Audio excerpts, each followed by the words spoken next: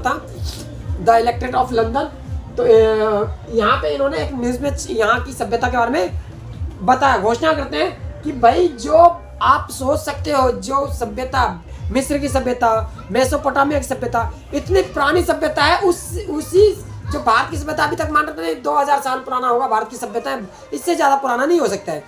लेकिन जब ये सभ्यता निकलती, मिस्र, ये जो हड़प्पा सभ्यता, सिंधु घाटी सभ्यता निकली, तो उनके जो सारे के सारे जो सोच था उनसे काफ़ी आगे जा चुका था। तो पता चला ये सभ्यता जो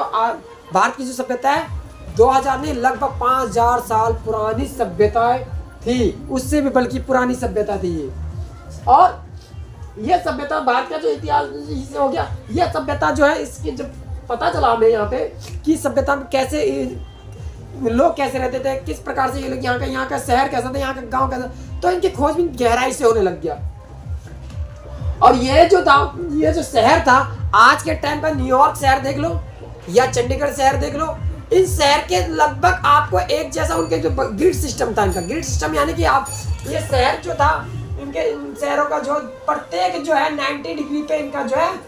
सड़कें कटती थी, और इन सड़कों के किनारे एक नाला, हर नाले के साथ हर किसी घर सेम डिजाइन से, मतलब सेम आकार के हुआ करते। कोई ये नहीं कह सकता तो यहाँ पे राजा का घर कौन सा है, प्रजा का घर कौन सा, ऐसा कुछ हम पहचान नहीं कर सकते, यानी पूरा सब एक सिस्टम। तो कहीं ना कहीं कोई तो था जो इतने सिस्टम से शहर को बसाने में लगा हुआ था।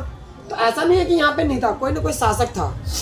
अब कौन था, लेकिन इसके बारे में और यहाँ का क्यों, देखिए इसके बारे में इतिहासकार में पूरी तरह अभी भी पूरा क्लियर नहीं हुआ कि शहर, ये सभ्यता आखिर किस प्रकार का था, कौन था क्या, क्योंकि इसकी लिपि जो लिपि थी अभी तक कोई पढ़ा नहीं जा सका है।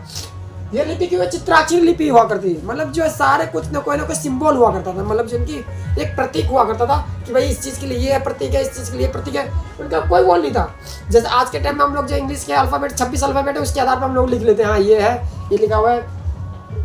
ये ओनियन है, ये पोटैटो है, या मतलब जो है डिसअपॉइंटेड है, मतलब कुछ भी चीज़। लेकिन इसका ऐसा नहीं है। और एक चीज़ और थी इनकी लिपि में, खास बात ये था कि इनकी लिपि जो था दाएं से बाएं लिखी जाती थी, यानी आज का जो वर्तमान का जो देखा जाए अरबी भाषा या उर्दू भाषा, उस टाइप पे लिखा जाता था, ठीक है। और इनके जो खासतौर पे देखोगे बच्चे